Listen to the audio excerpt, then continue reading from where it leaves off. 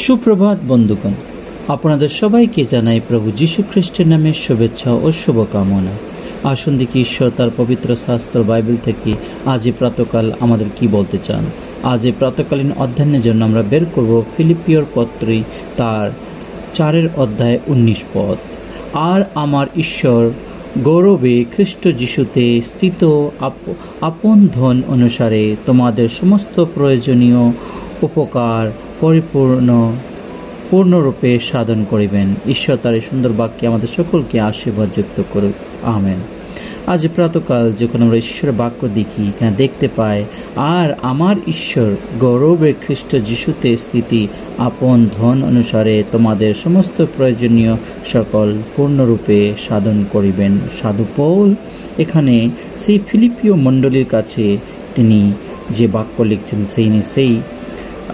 তিনি সেই কারাগার থেকে যে পত্র লিখেছিলেন, সেই পত্রের মধ্যে তিনি এই বাক্য দিয়েছেন যে আমাদের সদাপ্রভু ঈশ্বর প্রভু যীশু খ্রিস্ট যিশুতে স্থিত আপন ধন অনুসারে তোমাদের সমস্ত প্রয়োজনীয় উপকার পূর্ণরূপে সাধন করিবেন। হ্যাঁ বন্ধুগণ, প্রভু যার আমরা আরাধনা করি তিনি সত্যিকার সর্বশক্তিমান, তিনি আমাদের সমস্ত কিছু পরিপূর্ণ করেন।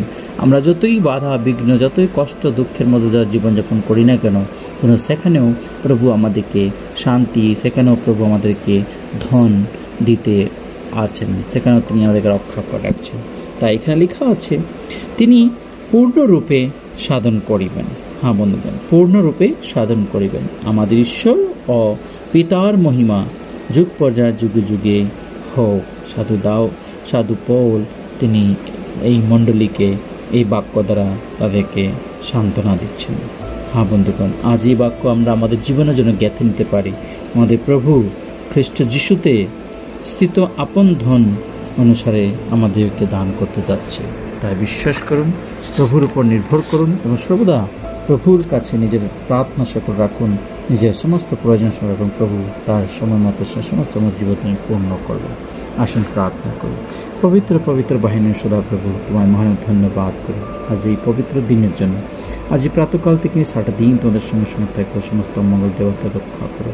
এই ক্ষুদ্র প্রার্থনা ত্রাণ করতে মুক্তি প্রভু যীশু তোমার পবিত্র নামে চায়, আমেন।